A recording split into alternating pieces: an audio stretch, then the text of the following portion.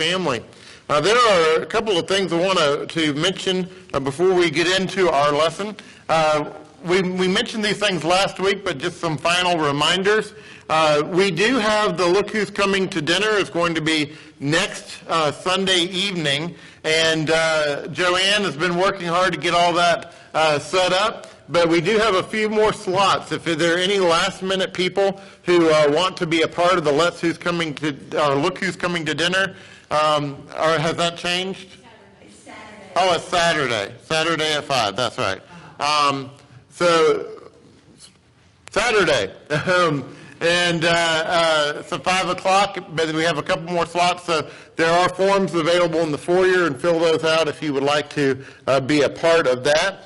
We do have 3 groups, I think, again, this time going to get together. So be mindful of that. And then we want to remind you that we are starting our small groups. That we're going to be calling them family groups. They are going to be meeting the 4th Sunday night of each month, and we'll begin on the 4th Sunday night of February will be our first one. And today is your last opportunity to kind of sign up for that. I'm going to be out of town this week, but I'm going to be taking that list with me and start working on dividing these groups up so that I can present that to the elders for their consideration. And so if you would like to be a part of these groups, and we would love for everyone to be a part of them, please sign the list on the bulletin board in the foyer today before you leave. And we would appreciate that. We think this is going to be a great work for the church here and an opportunity for us to grow closer together and to be involved in different ways. And so we look forward to that. One final thing I want to mention is the website has been it's been operational, but has not been fully updated and everything because of some issues we were having with the company that hosts it. That has all been taken care of. The website is back and fully operational again. You'll be able to get current sermons on there as well as the news of what's going on. And it's a good place to refer people if you have somebody that you want to come visit us or whatever, to refer them to that site. The site, on average, over the last 6 months, has had about 300 visits per month, which is pretty good. But we'd love to have more than that. So we encourage you to utilize that site as a good tool. To get into our lesson this morning, how many of you feel like in life you have to fix things? You know, when there's a problem, you know, you've got to take care of it. You know, you've got to fix it.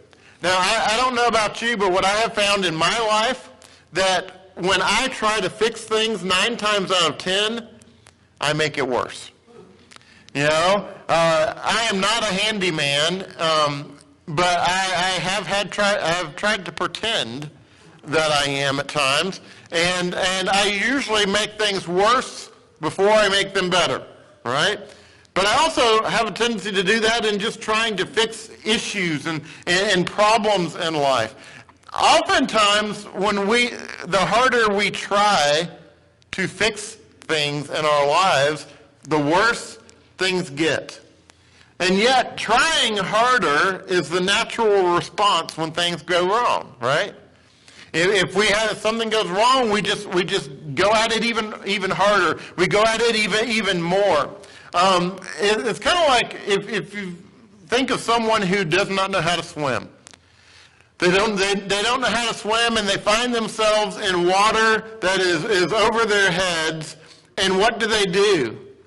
They start to flail about. They panic, and they start to just shake and flail about. And what do they end up doing? They end up sinking. Why? Because they wear themselves out. They end up making the situation worse, just because they can't stop and just be calm in the situation. What happens when you've stuck your foot in your mouth? What do? You know, you stick your foot in your mouth and you say, okay, I just need to stop, right? No. We stick our foot in our mouth and then we say, oh, I've got to get it out. And so what do? We keep talking, you know? And my wife will tell you, I am notorious for just getting deeper and deeper and deeper. But we think somehow we have to fix it, right? You know, we find ourselves wanting to be fixers in life. But the message of this morning is that sometimes you have to stop in order to start. You have to quit so that you can really begin. You know, these paradoxes are not new. Jesus used them all the time. They asked him, Jesus, how do you become great? And what was Jesus' answer? You become great by becoming a servant. They asked him, Jesus, how can we be first? And he said, if you want to be first, you need to get at the end of the line. They asked him, Jesus, how can we be rich in life? And he said, in order to be rich in life, you have to become poor in spirit. He said, if you want to lose your life, if you want to save your life, you have to lose it. You have to give it up. You see, these are all paradoxes. A paradox is where what seems to come naturally is actually the wrong thing to do.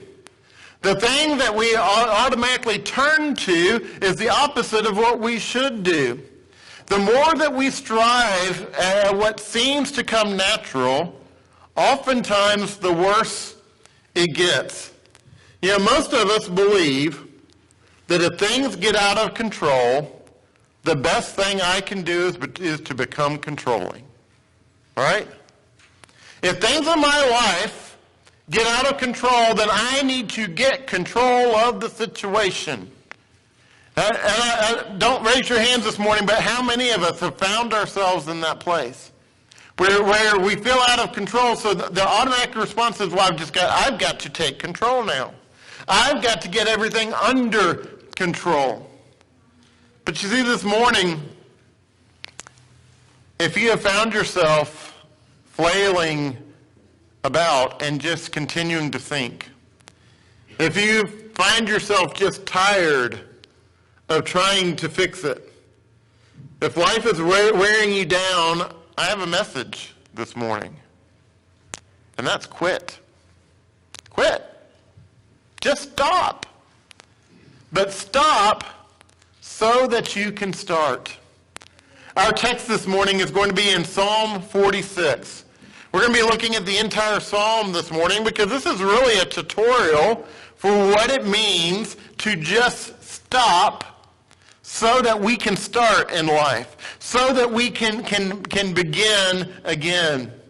And we find in the first part of this psalm, we find two truths, two facts that God gives us. And the first one is this. The first truth is that God is stable when the solid things begin to shift. When you find yourself in your life thinking that everything that you thought to be sure, everything that you thought to be final in your life, everything that you thought would never change starts to all fall apart, God is there. God is stable. You see, God does not change. And so those things will change in our lives and things will be turned upside down at times. God is stable. Look at the first three verses of Psalm 46. God is our refuge and strength, a very present help in trouble. Therefore, we will not fear, though the earth gives way, though the mountains be moved into the heart of the sea, though its waters roar and foam, though the mountains tremble at its swelling. The first thing we see here is he tells us God is our refuge and our strength. That word refuge literally means a place of protection. That's what God is.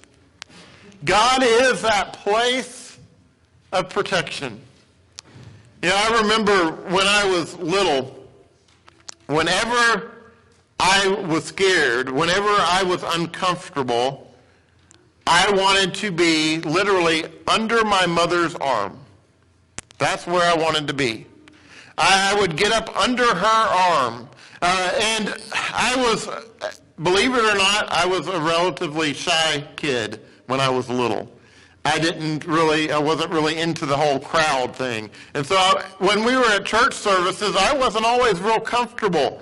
And so as soon as she would sit down, I would be right there under her arm because that was my place of safety. That was my refuge.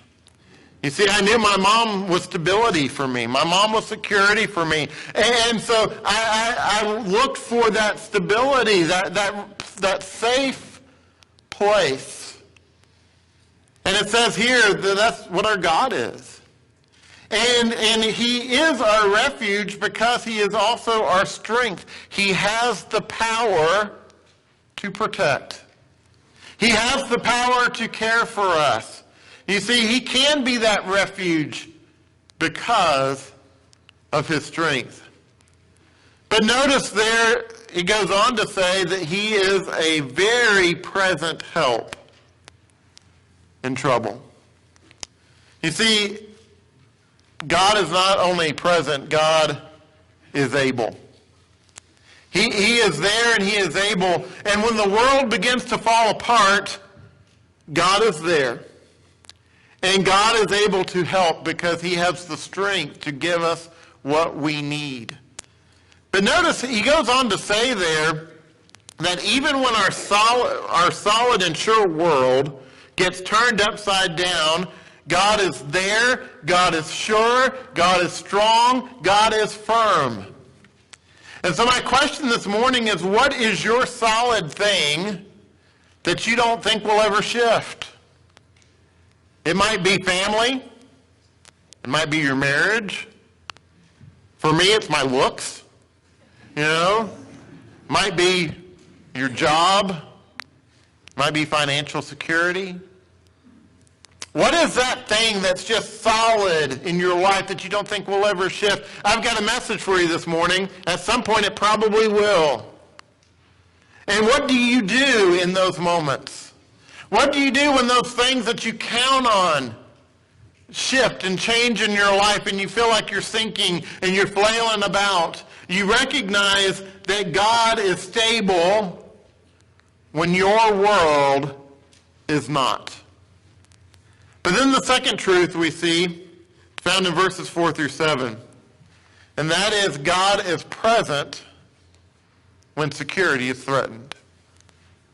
God is present when we don't feel safe. He's there. Have you ever had a moment in your life when you felt like your life was physically threatened? We know that feeling, right? We know what it's like when we feel like that we could lose our life at any moment.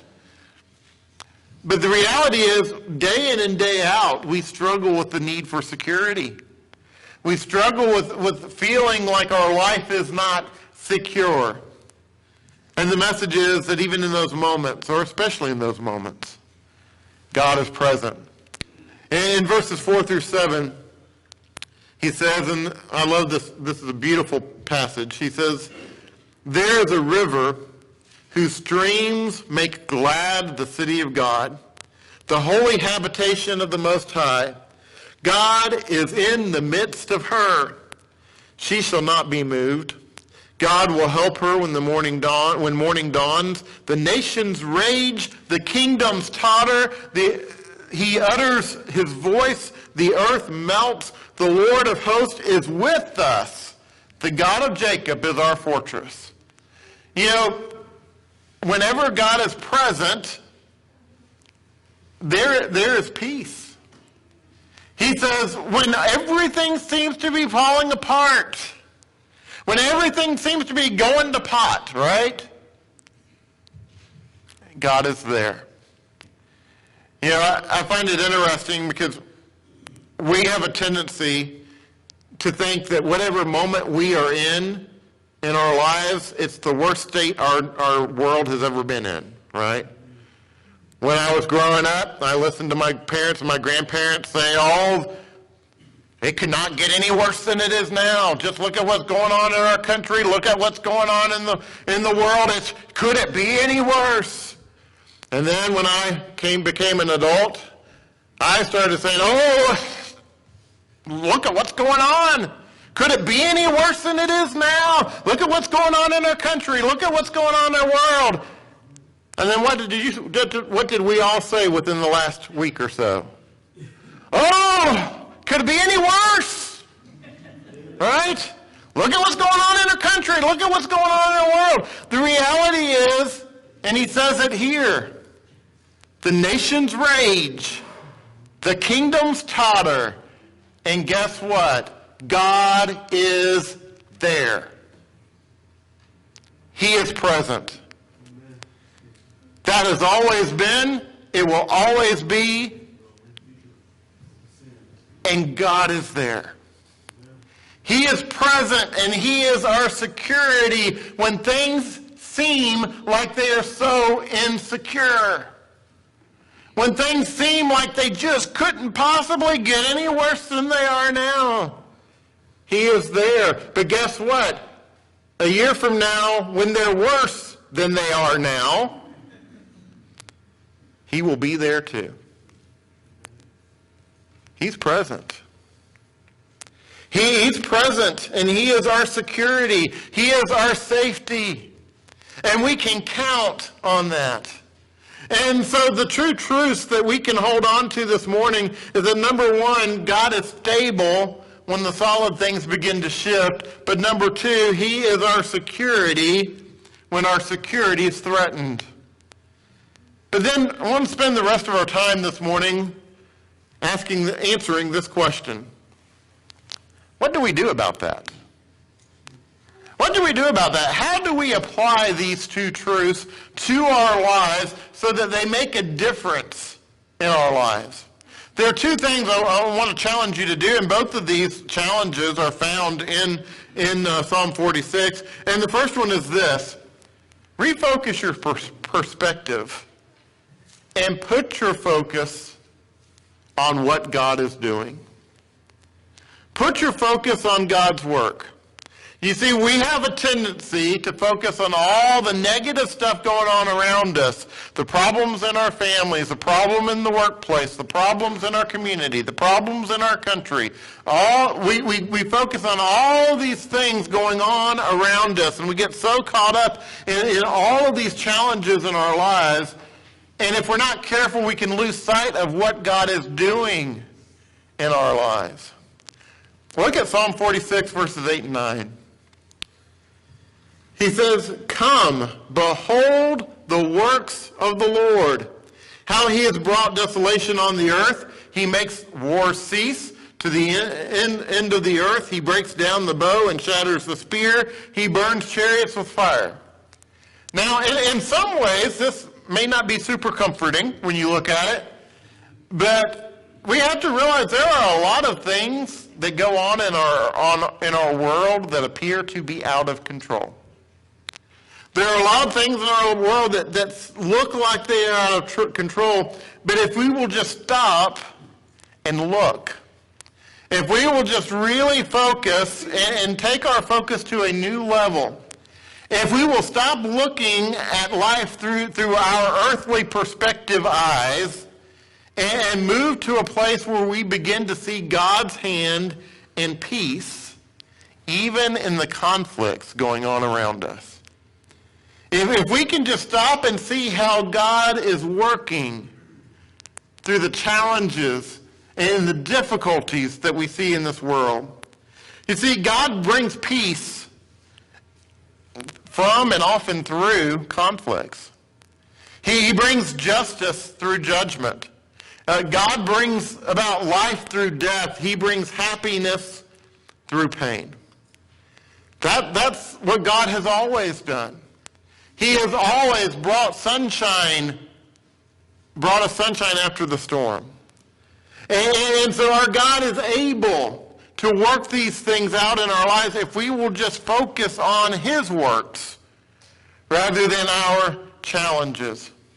You know, it reminds me, back when I was growing up, my grandmother and my mother both had pressure cookers.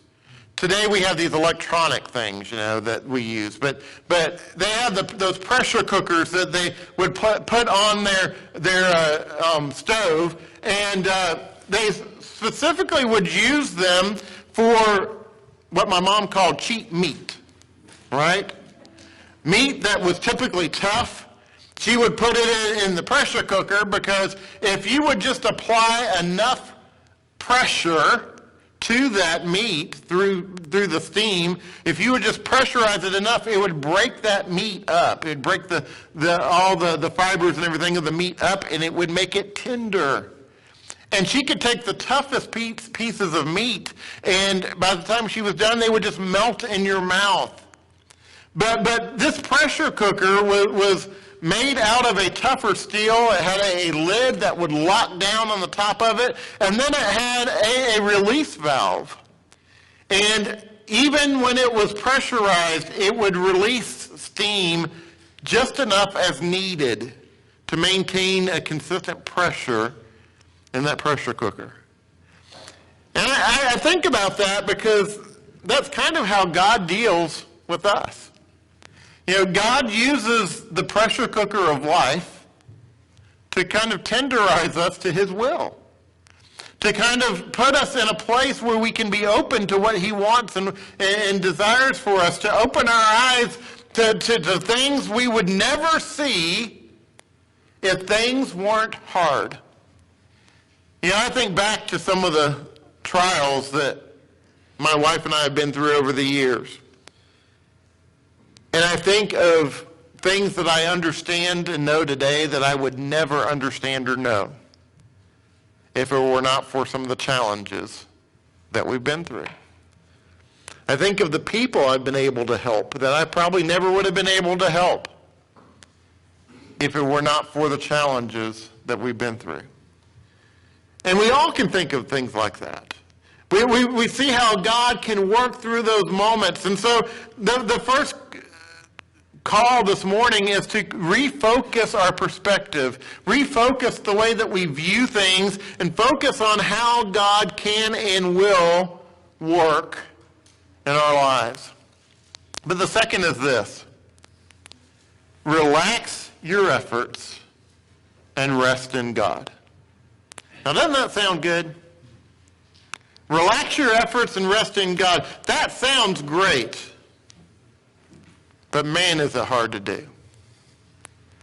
It is a challenge to just be still.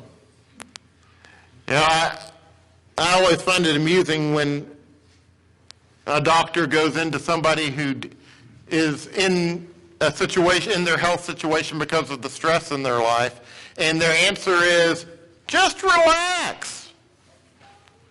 And my thought is, if they knew how to do that, they wouldn't be in here right now. Right? It's easy to say, just relax. And it's easy to say, just be still. How do we do that? Look at what the psalmist says in verses 10 and 11. Be still and know that I am God. I will be exalted among the nations. I will be exalted in the earth. The Lord of hosts is with us. The God of Jacob is our fortress. He tells us three things here, and the first one is this: be still. Be still. What does that mean? He is literally saying, stop striving. Quit flailing about trying to keep your head above water. Quit trying to save yourself. Quit trying to fix it yourselves. Just quit. Stop being the one in charge and resign as the master of your universe. Now, we look at that and we say, oh yeah, that's easy, right? For some of us, it's extremely difficult. Why? Because what's my first response when something happens in my life? I've got to fix it. One of the challenges we all have this challenge, but this tends to be a tougher challenge for men, because men, we don't typically get into the whole emotion of stuff. It's just tell me the problem and I'm going to what? I'm going to give you the solution. We're going to fix it, right? You know, we don't have that emotional component to it oftentimes. We just want to fix the problem. The reality is women have that challenge as well, but men are especially bad about it. We want to go in and we want to fix it, and each of us, mothers and their, struggle with this with their children. Their child has a problem. They want to fix it. And God says, just stop it. Stop being the center of your universe. Stop trying to control your world. Just be still. But then he says, when you take that moment to be still, know that I am God. What he's really saying to you this morning is, you are not God. God is God. And the thing is, as long as I try to control my own universe, I'm going to fail because I'm not God. It is not my universe. It is not my world. It belongs to him. And so as long as I'm out there trying to fix it myself, rather than taking the time just to be still and let God be God, I'm going to fail. God says, stop and let me be who I am. Trust in who I am. But then the third statement we see here is that when we are still and know that he is God, he will be exalted. He says, I am exalted. You see, at the end of the day, it is not about me. At the end of the day, it is not about you. It is all about God. And so when we stop and recognize who God is and what God will do in our lives, if we will just let him, he's exalted. He's going to be exalted no matter what we do. But we are exalting him in our lives when we just stop and rest in him. You see, the question this morning is, what do you need to stop in order to start? What is it in your life that you are holding on to, that you are refusing to let go of because you have to be in control? You have to manage it. You have to control it. The message this morning is you've got to stop in order to start. You've got to stop and let God work. Let God move.